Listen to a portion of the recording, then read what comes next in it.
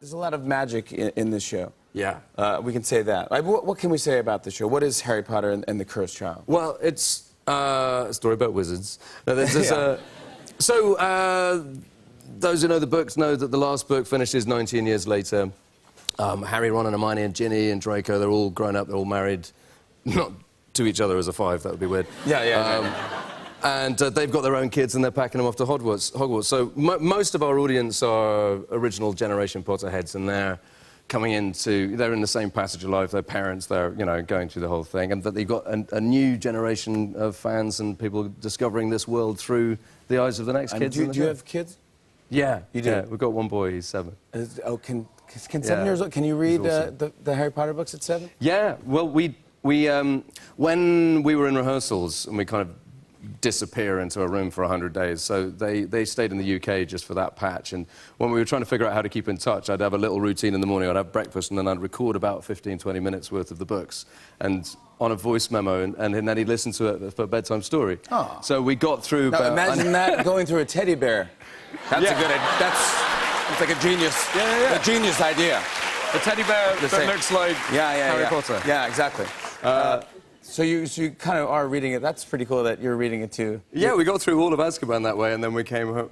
The thing is, when I first got the job, I didn't know that much about... I sort of knew that you can't not know about Harry Potter. Okay, it's pop culture, yeah. Yeah, I've gone full geek since getting the job. Really? Yeah. Really? In fact, I'm like 6th time through all the books and stuff. Oh, really? Yeah, now I'm kind of like... You got into it. But how are you with magic? Magic? Have you learned any... You had David Blaine over there, like, pulling hedgehogs out of his eyes and stuff. Yeah, no, dude, that was... Yeah. Did you see that? Yes, I saw that. I sewed his mouth shut. That makes no sense to me. No, it makes no sense. And Questlove went and threw up. He left, and he got physically sick. He got physically ill.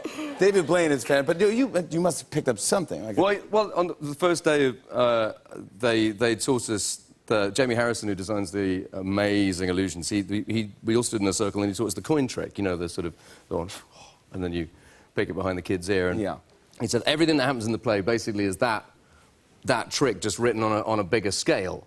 And we all thought, like, you know, we can do this, no problem. The first thing we did was just drop the coins, and there's like a wishing well of coins stuck under the revolve. So we go home and practice, and showed it to the kid, and the kid's like, oh, amazing. And then after a while, it's like, yeah, I've seen it, you know, you've got to up your game. Yeah.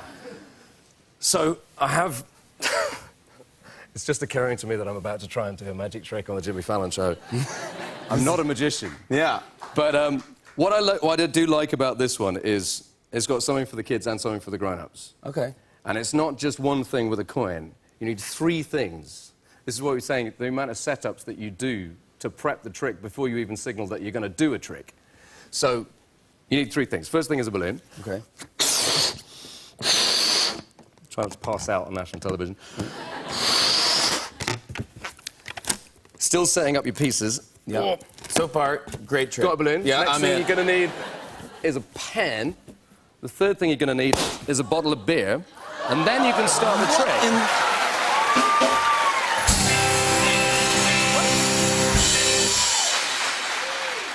Now you can do the trick. And the trick is to make this beer disappear. Jamie Parker, everybody! On and on and on. I said, and it's on and on and on.